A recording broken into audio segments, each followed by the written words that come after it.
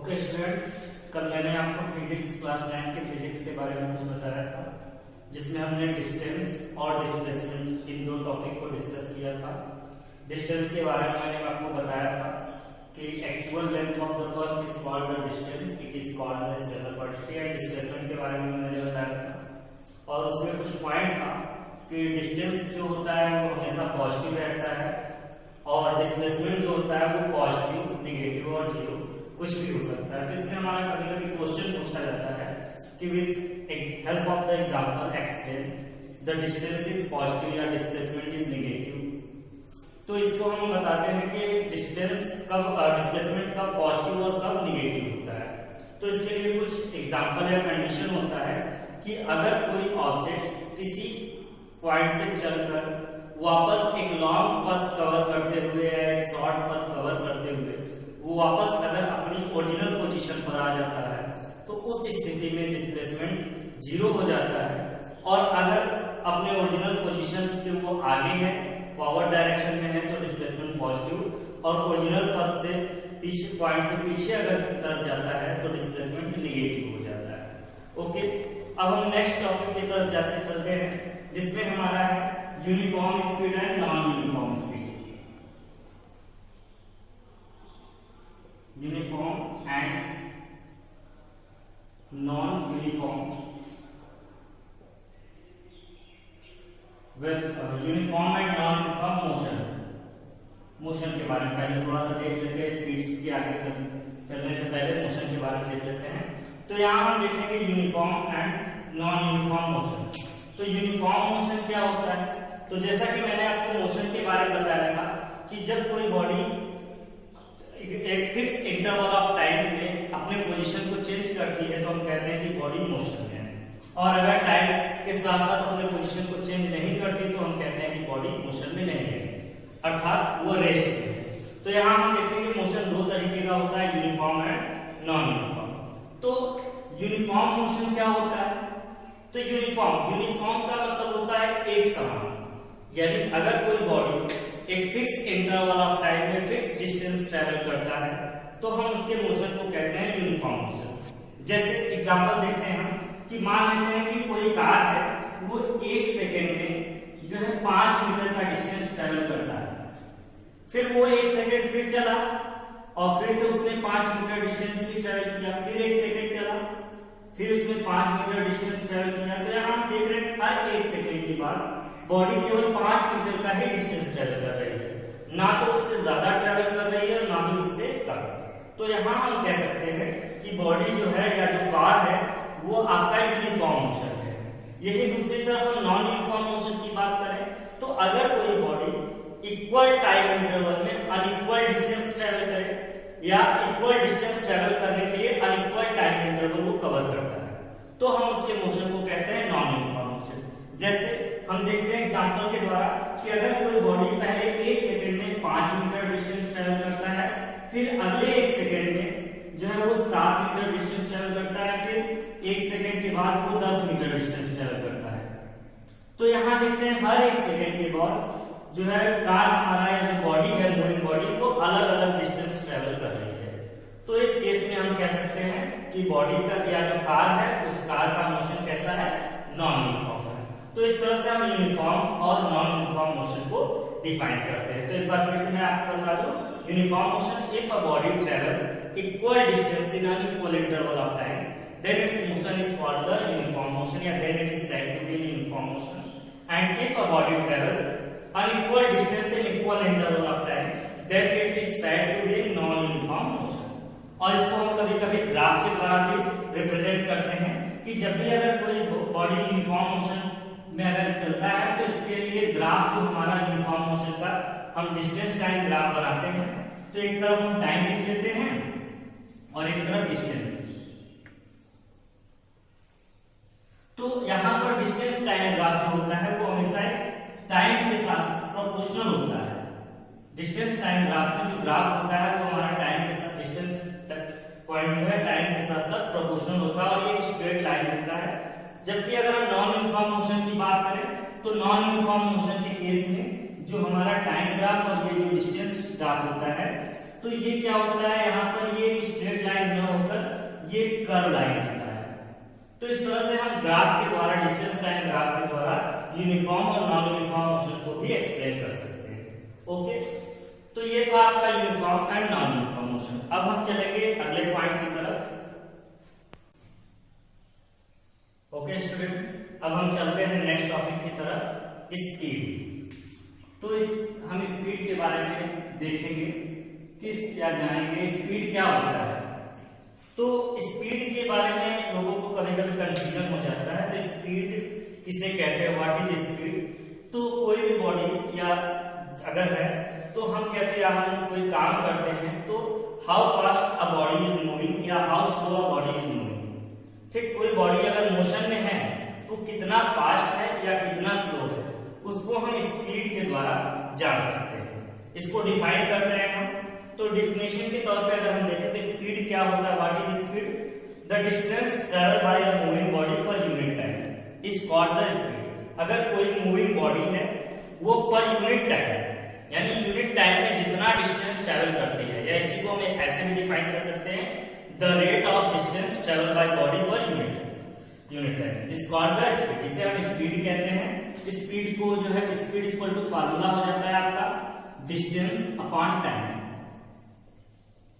Distance upon time. ये speed का आपका फार्मूला होता है। स्पीड को हम v से लिखते हैं। अलग अलग किताबों में अलग अलग तरीके से लिखा जाता है। कहीं कहीं पर स्पीड को s से भी लिखा जाता है। तो यहाँ हम v से लिखते हैं। तो स्पीड को v के द्वारा रिप्रेजेंट करते हैं। डिस्टेंस है तो डिस्टेंस को यहाँ पर s से हम रिप्रेजेंट करते हैं, तो s, और टाइम को t से। तो हमारा फॉर्मूला बन जाता है v equal to s upon t। और अगर हम इसके यूनिट की बात करें तो डिस्टेंस के लिए मैंने आपको बताया था पिछले वीडियो में कि डिस्टेंस का यूनिट जो होता है वो मीटर होता है और टाइम का सेकंड होता है। तो इसकी यूनिट देखें हम, तो यूनिट ऑफ स्पीड, स्पीड की यूनिट क्या हो जाएगा, तो डिस्टेंस का आपका मीटर होता है और टाइम का सेकंड होता है। तो इसे हम लिख सकते हैं मीटर पर सेकंड। या अगर यूनिट देखें, अगर हम डिस्टेंस को सेंटीमीटर में मेजर करते हैं और टाइम को सेकंड में, तो इसे सेंटीमीटर पर सेकंड। या लार्जर यूनिट देखें, डिस्टेंस को हम अगर किलोमीटर में नापते हैं और टाइम को आवर में मेजर करते हैं, तो हम इसे लिख सकते हैं किलोमीटर पर आवर। तो इस तरह से अलग अलग न्यूमेरिकल में अलग अलग जरूरत के हिसाब से हम अलग अलग यूनिट का इस्तेमाल करते हैं। लेकिन अगर हम एसआई यूनिट की बात करें तो एसआई यूनिट क्या होता है, SI unit of speed is metre per second. तो ये आपका था स्पीड। अब एक और चीज होता है, यहाँ पर मैंने आपको वीडियो स्टार्ट जब मैंने किया था तो आपको बताया था स्केलर और वेक्टर। तो स्पीड आपका क्या होगा, स्केलर होगा कि वेक्टर। तो हम देखते हैं स्पीड हमारा क्या है, यहाँ पे हमने डिस्टेंस लिया। डिस्टेंस के लिए हमें डायरेक्शन की जरूरत नहीं पड़ती और टाइम के लिए भी हमें डायरेक्शन की जरूरत नहीं है। तो इसलिए स्पीड भी क्या हो जाएगा, आपका एक डायरेक्शनलेस क्वांटिटी होगी। इसलिए इसको हम कह सकते हैं कि speed is also a scalar quantity. Okay okay. अब स्पीड में एक और चीज कभी कभी न्यूमेरिकल्स में पूछा जाता है, एवरेज स्पीड क्या होता है, व्हाट इज एवरेज स्पीड। तो एवरेज स्पीड में हम देखते हैं एवरेज स्पीड को कि एवरेज स्पीड क्या होता है।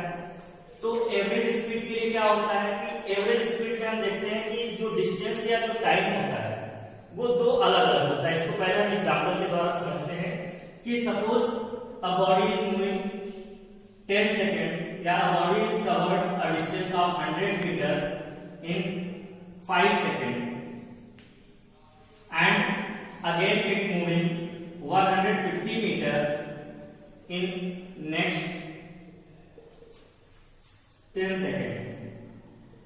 Then what is the average speed of the body or moving body? तो हम देखते हैं कि अगर कोई मूविंग बॉडी है वो पहले तो 100 मीटर डिस्टेंस 5 सेकंड में कवर करती है, फिर 150 मीटर डिस्टेंस नेक्स्ट 10 सेकंड में कवर करती है। तो एवरेज स्पीड क्या होगी, तो एवरेज स्पीड अगर हम निकालें, एवरेज स्पीड, तो एवरेज स्पीड निकालने के लिए हम एक फॉर्मूला यूज करते हैं, टोटल डिस्टेंस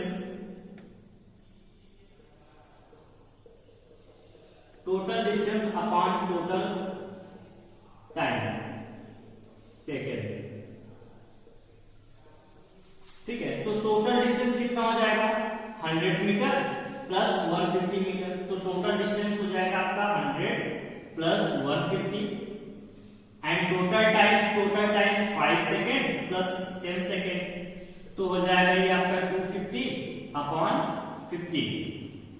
और इसे अगर हम डिवाइड कर दें तो देखते हैं 15 मतलब 15 10 के 10 0 100 तो 15 से हम फिर 15 6 90 10 अगेन कैरी तो 10 होल 15। तो इस तरह से हम इसे हम डेसिमल में भी चेंज करके लिख सकते हैं। तो इस तरह से हम एवरेज स्पीड को कैलकुलेट कर सकते हैं। अब हम बात करते हैं डेफिनेशन की एवरेज स्पीड की, कि डेफिनेशन क्या होगी। तो इसकी डेफिनेशन बाकी अदर क्वांटिटीज की तरह फिक्स नहीं है, इसके हम फॉर्मूले के द्वारा इसकी डेफिनेशन बनाई जाती है और लिखा भी जाता है एग्जाम में। तो इसकी डेफिनेशन हम दे सकते हैं the ratio of total distance travel by a moving body to the total time taken. Okay, the ratio of total distance travel by a moving body to the total time taken is called the average speed. तो इस तरह से इसके फॉर्मूले की मदद से ही इसका डेफिनेशन भी लिखा जाता है। अगर एग्जाम में कहीं आता है, आप किताब में भी देख सकते हैं, इसी प्रकार डेफिनेशन लिखा जाता है। तो इसलिए फॉर्मूले को याद रखना, किसी भी चीज का डेफिनेशन हम फॉर्मूले से आसानी से बना सकते हैं। जैसे यहाँ पे मैंने आपको स्पीड के लिए बताया था, अगर टाइम को हम 1 रख दें तो देखिए यहाँ पे देखते हैं, हम टाइम को अगर 1 रख लेंगे तो हो जाएगा हमारा स्पीड इज इक्वल टू क्या हो जाएगा, डिस्टेंस अपॉन 1 को नीचे लिखा नहीं जाता तो ये क्या हो जाएगा, डिस्टेंस के 1। तो स्पीड क्या है, स्पीड डिस्टेंस के बराबर है, लेकिन कब बराबर होगा, जब टाइम 1 होगा, 1 यानी यूनिट। तो इस तरह से हम बना सकते हैं ठीक है, the distance covered in unit time, the distance covered in unit time is called the speed. तो इस तरह से दोस्तों अगर आप जो है फॉर्मूला पता है तो फॉर्मूले की मदद से आप डेफिनेशन भी बना सकते हैं, ये आपके लिए काफी हद तक आसान हो जाएगा। तो यहाँ average speed is equal to the average speed is also defined as the ratio of total distance travelled by a moving body to the total time taken. अच्छा, इसकी यूनिट की बात करें तो यहाँ इसका यूनिट कुछ अलग नहीं होता, क्यों, क्योंकि यहाँ पर ये भी आपका डिस्टेंस और ये टाइम है, और हम जैसा कि हमने पढ़ा डिस्टेंस का यूनिट मीटर होता है और टाइम का सेकेंड। तो इसका यूनिट क्या हो जाएगा, मीटर पर सेकेंड। तो यहाँ पे हम लगा भी सकते हैं इसको मीटर पर सेकेंड, या अगर हम डिस्टेंस को किलोमीटर और टाइम को आवर में मेजर करते हैं तो इसे लिख सकते हैं किलोमीटर पर आवर। तो इस तरह से ये आपका डिस्टेंस और स्पीड और एवरेज स्पीड, ये 2 टॉपिक क्लियर होते हैं। ओके, अब हम चलेंगे नेक्स्ट टॉपिक की तरफ, वेलोसिटी। ओके स्टूडेंट्स, अब हम चलते हैं नेक्स्ट टॉपिक की तरफ, वेलोसिटी। तो वेलोसिटी क्या होता है, ठीक है। तो वेलोसिटी क्या होता है, वेलोसिटी भी आपका स्पीड की तरह ही होता है।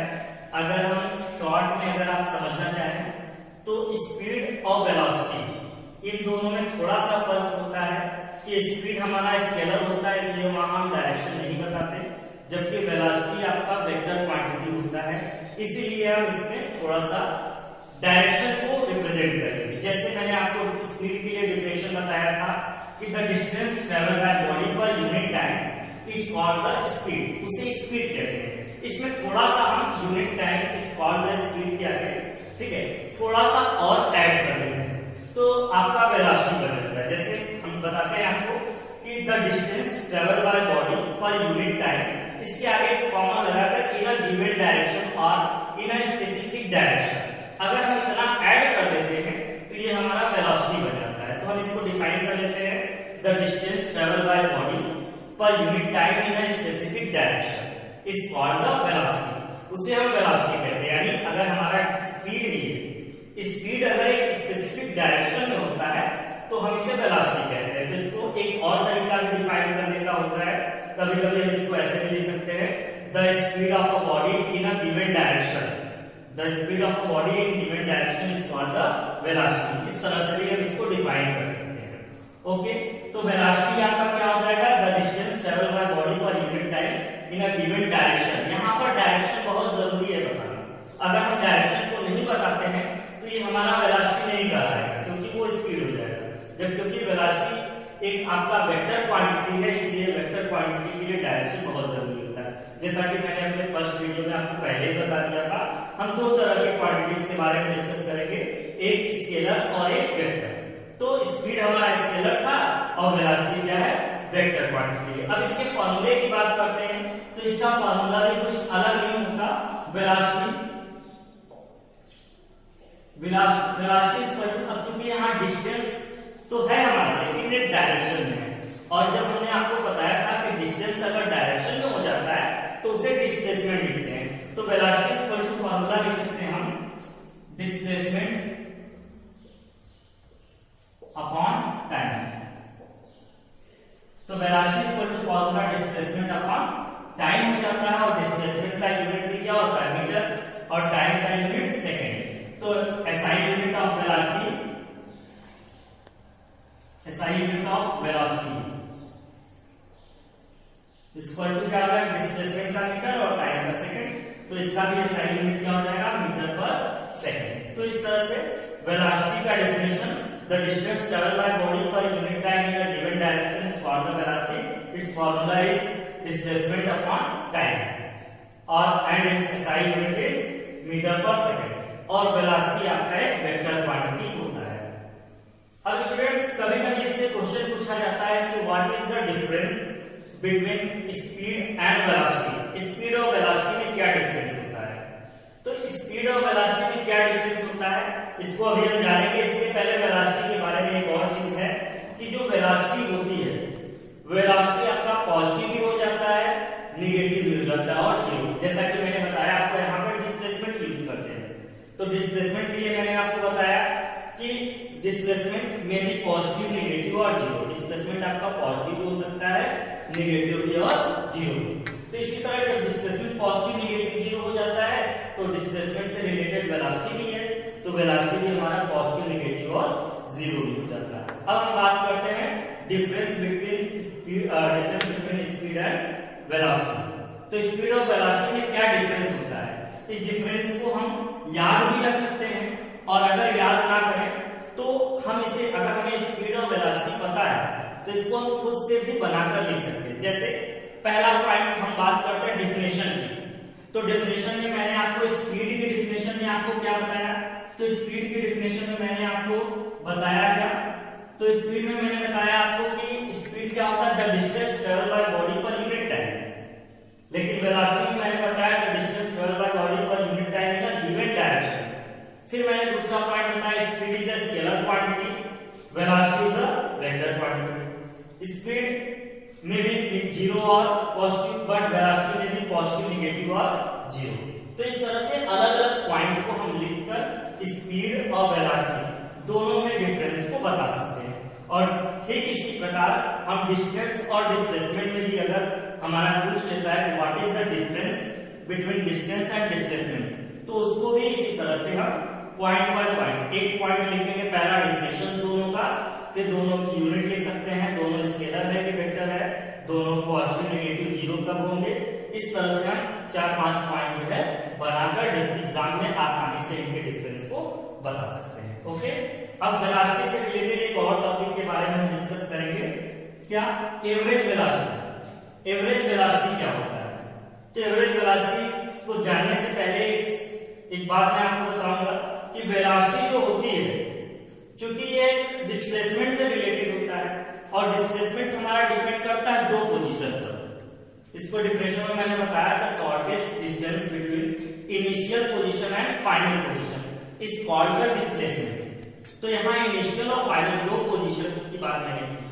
तो इसी तरह वेलोसिटी में भी क्या होता है कि जब कोई बॉडी एक स्पेसिफिक डायरेक्शन में मोशन करता है तो उसकी इनिशियल और फाइनल वेलोसिटी अलग अलग हो जाती है। जैसे जब हम साइकिल चलाना स्टार्ट करते हैं तो साइकिल चलाने स्टार्ट करते समय हमारी स्पीड धीमी रहती है, लेकिन जब हम चलाते चलाते कुछ देर चलाते हैं और आगे बढ़ते हैं तो हमारी जो वेलोसिटी होती है वो बदल जाती है। तो यहाँ पर दो वेलोसिटी है, या फिर एक लॉन्ग टाइम तक अगर हम साइकिल चलाएं तो स्टार्टिंग में चलाना स्टार्ट करते हैं तो हमारी स्टार्टिंग वेलोसिटी तो ज्यादा होती है, लेकिन जब चलाते चलाते हम थक जाते हैं तो हमारी वेलोसिटी कम हो जाती है। तो यहाँ दो पॉइंट है, एक इनिशियल और एक फाइनल। इसी तरह वेलोसिटी भी दो तरीके की होती है, इनिशियल वेलोसिटी और फाइनल वेलोसिटी। इनिशियल वेलोसिटी को हम यूज के द्वारा लिखते हैं और फाइनल वेलोसिटी को हम v के द्वारा लिखते हैं। तो ये दो अलग अलग वेलोसिटी है, जहां कहीं भी आपको u दिखाई दे वो आपका इनिशियल वेलोसिटी को रिप्रेजेंट करता है और v जो है फाइनल वेलोसिटी। अब हम बात करते हैं एवरेज वेलोसिटी की। तो एवरेज वेलोसिटी क्या होता है? तो एवरेज वेलोसिटी थोड़ा सा एवरेज स्पीड से अलग होता है। मैंने एवरेज स्पीड में आपको बताया the ratio of total distance travel by body to the total time taken. लेकिन यहाँ पर क्या होता है? एवरेज वेलोसिटी इक्वल टू आपका ये बार लगा दिया जाता है इसको, इससे एवरेज पढ़ते हैं। तो ये होता है u प्लस v अपॉन 2। तो देखो यहाँ पे u plus v upon 2, u और v को 2 से डिवाइड किया गया है। तो ये क्या है? एवरेज। जब हम एवरेज का हमने फॉर्मूला पढ़ा भी होगा, क्लास 8 में भी पढ़ा होगा कि एवरेज के लिए किसी भी चीज का जब एवरेज निकालते हैं तो उसमें जितने क्वांटिटीज होते हैं सबको ऐड करके टोटल नंबर ऑफ क्वांटिटीज से डिवाइड कर देते हैं। तो यहाँ वेलोसिटी दो तरह की है, एक इनिशियल और एक फाइनल। तो इसलिए हमने यहाँ पर इसे 2 से डिवाइड कर दिया। अब बात करते हैं इसको, इस तरह से हम लिख सकते हैं 1/2 u plus v। Average velocity equal to 1/2 u plus v। इसको हम डिफाइन करते हैं तो ये डिफिनेशन क्या हो जाएगा? Average velocity is numerically equal to the half of the sum of initial velocity and final velocity. इस तरह से फॉर्मूले, मैंने पहले भी आपको जैसा कि बताया कि अगर हमें फॉर्मूला पता है तो डेफिनेशन हमें याद रखने की जरूरत नहीं है, हम फॉर्मूले से भी डेफिनेशन बना सकते हैं और याद कर लेते हैं तो वो हमारे लिए बहुत ही अच्छा होता है। तो एक बार फिर से मैं आपको बताऊंगा एवरेज वेलोसिटी को कैसे डिफाइन करते हैं। तो average velocity is equal to half of the sum of initial velocity and final velocity. Average velocity जो है इनिशियल और फाइनल वेलोसिटी के सम के हाफ के इक्वल होता है। तो इस तरह से हम एवरेज वेलोसिटी को भी डिफाइन कर सकते हैं। और न्यूमेरिकल्स के लिए ये फॉर्मूले जो मैंने आपको बताया, वेलोसिटी का, स्पीड का, एवरेज वेलोसिटी का, एवरेज स्पीड का, ये फॉर्मूले आपके न्यूमेरिकल्स के लिए यूज किए जाते हैं। और न्यूमेरिकल्स के लिए मैं आपको एक वीडियो बनाकर जिसमें सारे न्यूमेरिकल्स को फिर से समझा दूंगा। ओके स्टूडेंट्स, तो अभी मैंने आपको स्पीड, वेलोसिटी, एवरेज वेलोसिटी और एवरेज स्पीड के बारे में बताया। इसमें अगर आपको कोई किसी भी प्रकार का कोई डाउट होता है तो उसे कमेंट बॉक्स में जाकर जरूर हमसे पूछ सकते हैं और उसके जवाब को, उसके आंसर को मैं आपको नेक्स्ट वीडियो में समझा दूंगा। ओके, कमेंट जरूर करिएगा और अपना इस वीडियो को जरूर लाइक करिएगा। Okay, thank you.